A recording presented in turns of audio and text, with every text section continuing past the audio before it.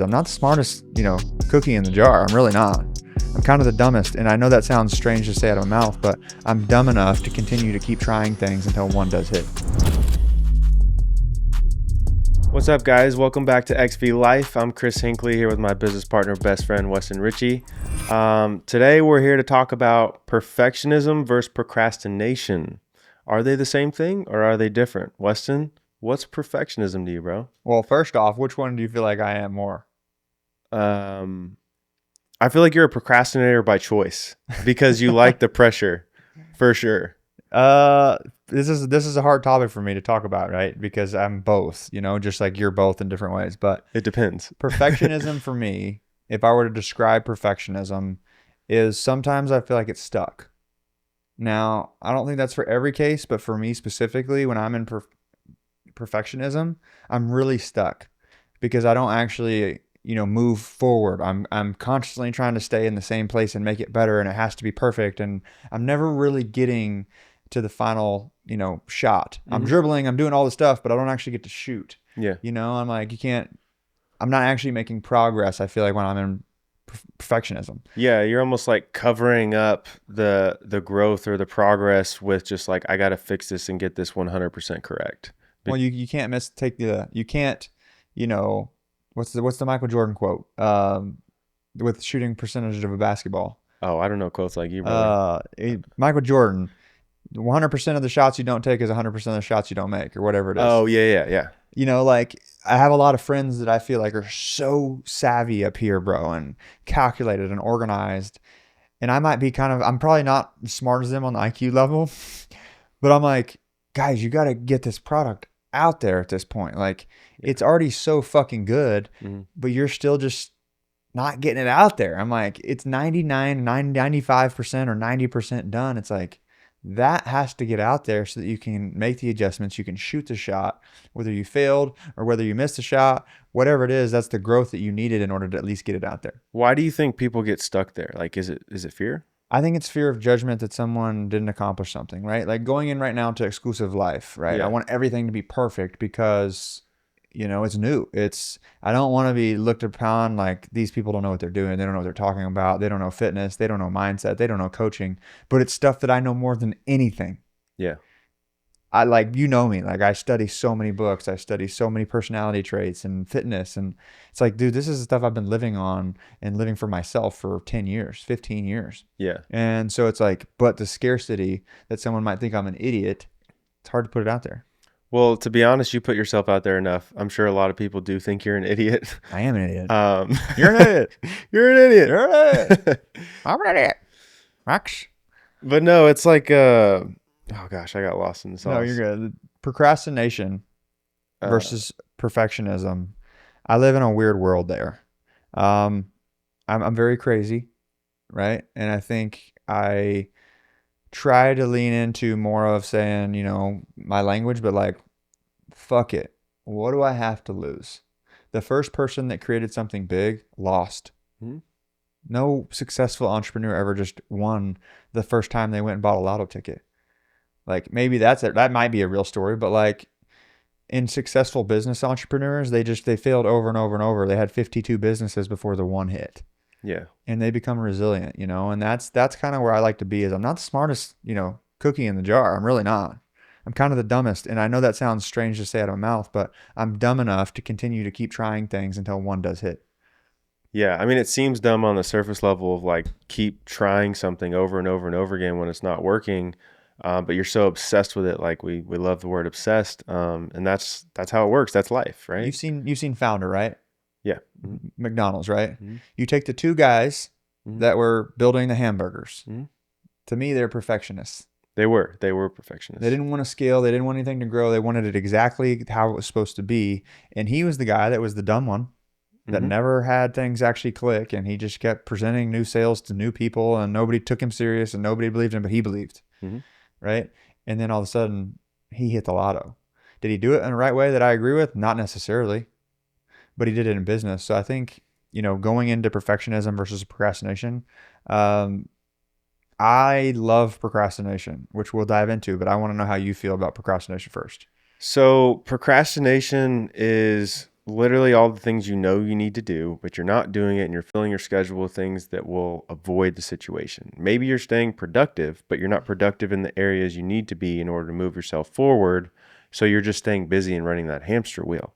Now, to me, perfectionism and procrastination are the same because procrastination is the result of perfectionism. If you're so focused on making this 100% perfect, you're procrastinating the launch, you're procrastinating the push, you're procrastinating the post, right?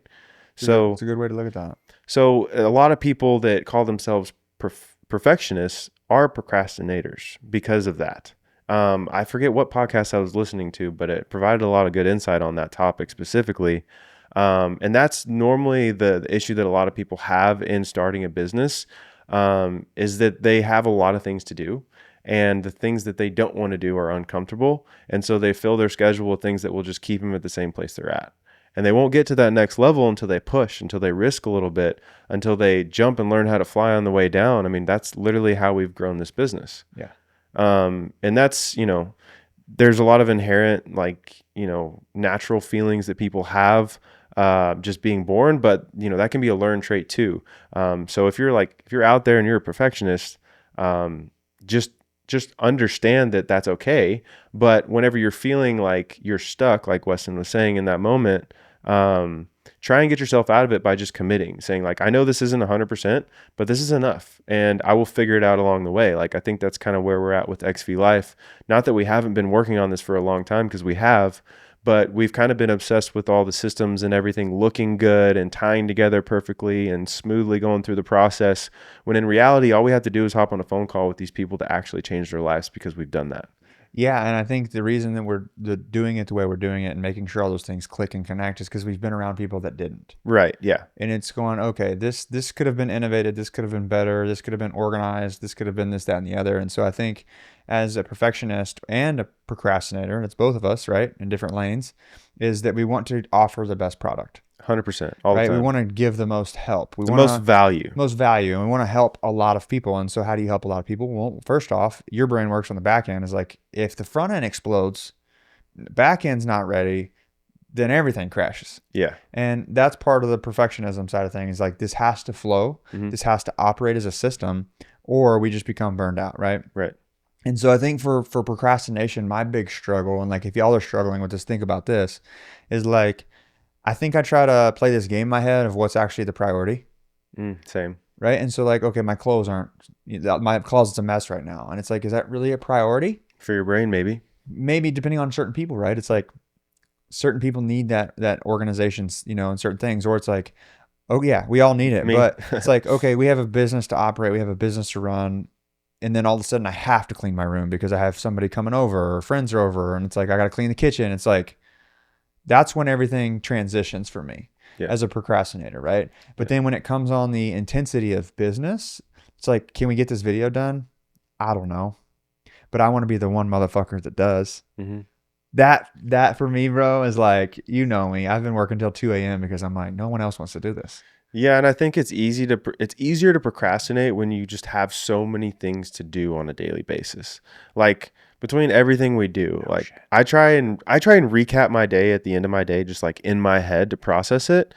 And sometimes it's really hard to go through it because we go from this place to that place to this. And it's like this business, this person, this podcast recording, posting on school, posting on Instagram, interacting with our people that like are just our friends and family. Like, there's so many things on a daily basis that we have to do, to where it's like there's so many things you can fill your schedule with, but you really have to get good at prioritizing. That's the key word. That's the key word there, is prioritize. Notion. Yeah. Notion is going to help you with that. Here's sure. the ad. The ad's coming. Chris the Notion guy. Book. Notion in motion. For real, though. I love that, man. I think procrastination's a superpower. I think with my brain type, that was one of the words that was in the book so much. And it was one of those things that I had to just like realize, like, my whole life, I can't tell you, dude, how many times my mom would just scream at me or yell at me because you just procrastinate everything. And then it like made me not want to even get better at it anyway, because I just kept hearing it. And then when I open up a book of my brain type and it's like, your brain is designed to do this, I'm like, oh, this makes a lot of sense. Yeah. Like, and the reason I say that is because I almost need a deadline that's unrealistic, because I love to push the boundaries of limitless. Mm-hmm. That's my word, right? And when you push a boundary of limitless, you don't know what you're capable of doing. You really have no idea until you put yourself in the position that's not necessarily possible. If Challenge. Yeah. the challenge, right? So it's like, can I do this even though no one else thinks I can do it? But then the day that I do it, I just pulled every single person over here to go, yo, that guy's different. I need to lean into him more Mm-hmm. because he just proved me wrong, and he's the only person up here that's locked in enough to do it. And so that's where my brain goes into procrastination, is like, watch me. Watch me. You think I can or you think I can't? It doesn't matter because I'm going to do it anyway. And then my actions are now showing through procrastination to develop a dream. I just figured out what you need, bro. You need to Some set, food. yeah, well, yeah, we probably are malnourished, but you need to set your own unrealistic deadline for all the things in your life, if that's the way you feel. I have tried. Well, It's you're doing great at it. I'm not saying you're not, no, but and I need to get better at it, man. I was having a great conversation with Hip last night, our guy from Hawaii, and I my brain, you know me, I don't have a lot of people that think the way that I do and mhm, can like really sponge in the space of crazy. Like I told you the other day, it's like, Chris, I need you to be more crazy with me. yeah, I'm Like that getting was there. important. I thought of that after you left, and I was like, I need that even more right now. Yeah, Like truthfully, like bro, from me to you, like I need you to jump more into not logical and jump more into crazy because we put two brains together like that, bro. I really don't know what happens. yeah, You know what I mean? Like fuck the scarcity, fuck the fear.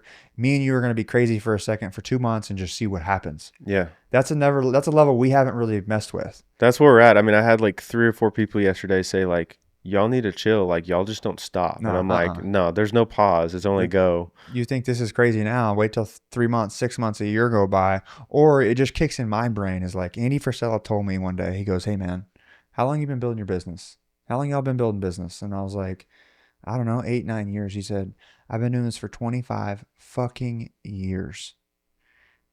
And I stepped back, and I think you were there, and I don't know if Mhm. you were in that conversation, but I stepped back and said, "Dude, that's people don't want to do that." Mm-mm. But my brain only works that way. And your brain works that way. But there's a time and place where it's like, do we really want to build something that big with all the chaos and all the madness where we end up can't being still? That's the dilemma we have in our head, bro. Is Yeah. like, do we want to build this monster and this dream and all these things, but also do we want to have stillness? Do we want to have family time? Do we want to do all these things? And so we're trying to navigate through exclusive life of the intensity chaos, right? All the noise. Over here is stillness and quietness. Mm-hmm. How do you merge noise and quiet together, bro, is something that we're still trying to develop. And I think once we can really figure out what that is, we just help a lot of people. Yeah. I mean, I think it comes with time, and like you got to go through those trenches to get to the mountaintops, just like we know. And it just takes, as we grow in life, like right now, we're probably going to look back 5 years. 5 years later, we're going to look back to now and be like, wow, we thought we were busy. No, I think when that happens, Chris, I think there's going to be a time and place where we've already noticed the change now where we're going to adapt to it before we get to that point. I'm just saying like things we haven't even gotten into, like families and kids, as well as business, and Yeah, then a massive team and like, but what we're doing now at a young age, bro, is doing what people wish they did. oh, for sure, for So, sure. I think by the time we get into that space, we've kind of already thought outside the box where we don't have to go through that pivoting change once you have a family. We're already acting as if we have one. I think the hardest part for us is going to be that when we do have a family, we have two loves. Obviously, this one's greater, the family side of things, but when we're building everything we love, and then we're also going to be building everything we love over here too. And so you love both of these things and you want to spend time with both of them, and finding the balance, which there is no balance. We know how that goes. There's just seasons, right? But that's going to be the hardest part because I'm going to, like right now, I'm there. I love spending time with my girlfriend. But when I sit down at my desk after I get my workout done and my meal in, I want to go to work again for another 3, 4 hours like I always have. But I hadn't seen her all day. I haven't spent time with her. So I go off and I do that. That's really important to me. But it's a battle internally because I want to go to work. I want to do this because I love this shit. But when you think of why, it's because you want something bigger and better in your life that's gonna. Impact. There's a lot to it, Yeah. right? There's a lot to. I want to work really hard now for later, because I think once the situations of life and our version of success through exclusive life actually happens, I think we do sit back and go, hey, let's have dinner tonight. no work. It's going to be one of those things that we replaced or Yeah. we bought back our time or, the way I see it is like, the word for me is morph at that point. Morph, Morph, right? shift. Is I start removing everybody except for the people that are in the spaceship for me and the spaceship that I'm in for them, Hmm. right? To where now I don't have to feel like I'm weighed down. I don't have to worry about different things. You either attract and you provide as well as what I provide to you, or I don't have you in my life, especially when family comes around, right? To Hmm. where it's like business also turns to family, family turns to business, where it's like, yo, we have an exclusive soccer team line. Like, yo, we have XV on the little Pee Wee football team. Like, we're merging that shit. It's a morph to me. Like, you know Yeah. what I mean? But Yeah. I don't believe in school going forward. I don't think when I have kids that school is going to be one of the things that I really push, to be honest. Are you talking about like normal education or like college education? Both. Bro, they need to go to school. Well, it'll be a different kind of school, exclusive school. It'll be one of those things where I want to have more access and time with kids in the space that we either, I got to figure out exactly what I really want out of that. And that'll be a Yeah. whole other topic of an episode, but it's more of, I want them to be involved in the compound where they're meeting, highly successful entrepreneurs to, creators to people that are truly chasing a dream, Hmm. right? Jared Scott said something to me that was so impactful, right? Because I asked him a question. I was like, hey, do y'all ever feel guilty for chasing your dream? And his wife was like, yes. And Jared said no. I was like, why'd you say no? And he was like, well, I grew up in a house where my family didn't have a dream. What? His family's full of entrepreneurs. No, like his mom, like they didn't Oh. chase their dreams. Like his dad wasn't around. Like Oh. he saw the unfulfilled start of life as a younger kid, Hmm. where he didn't see dreams. And I think it's really important for your kids to see your dream, your wife's dream, your friend's dream, and then also see all these other people that live a different kind of perspective. I think is super, super important. Right. And so it's like, I don't know what that looks like in the future, but like I was talking to Jared about, it, and he's like, kids are really only gaining an hour of education a day at this point through like elementary school and stuff. Okay. And so it's like, what if you take your kids to travel and you have them, pop into certain schools and then you're having your own teacher and you're having your own, mentorship type program, not mentorship, entrepreneurship, like an entrepreneur teacher or an entrepreneur school. Like that's where my brain's going more Yeah. than just like, hey, here's public school. Yeah. I mean, like, this is a great topic too, because this has been on my brain a lot.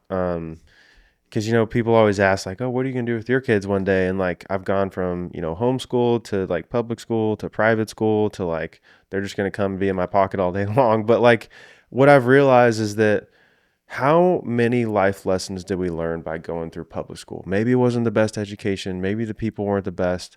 But I feel like we learned a lot about people and relationships and emotional development that you just don't get unless you're surrounded by that kind of environment. Now, obviously, like what you teach them at home, what you bring them around to outside of school is really important. But I think you kind of rob kids of that experience when you pull them out of like the traditional school environment. Because when I think back, like a lot of those things I went through as a kid is what made me today. And I wouldn't have had those situations or those memories or learning lessons if I was a homeschool kid. I'd probably be pretty weird. I'm not gonna lie. No, I mean, I think it all comes back down to perspective, right? Because like when I look at you going to the first job with me in Florida to now, that's been the greatest asset of your life in that time period where you've been happy, Oh, for sure. right? Where you had to rewire your brain to be social. For You had sure. to rewire your brain to be an entrepreneur. You had to rewire your brain to, connect and do different things to where like that's been the best version of you that I've got to see. Like when I take high school, elementary school, and all those college years, like Chris wasn't necessarily happy in that time period, you know? No. And so it's like, Well, I was really happy when I got to the University of Arkansas. I was well, and super then you happy crashed, remember? after. Yeah. And Yeah. so it's just trying to like think about it in a way is like you were thrown in a position of being around people, right? So between all the entrepreneurs we have and they're around their kids and doing different things and then the sports side of thing, like I think in the future, by the time we have kids, life's going to look really, really different, Yeah. right? Our whole highlight tape was sports. Now it's social media, it's creators. Kids are connecting in multiple different ways than we used to anyway. Hmm. So I think it's all going to be online in a way anyway, bro. Like I don't think the human interaction is, you know, going to be healthy because I think the people that can actually afford certain schools are going to pull their kids out of it and connect in different areas.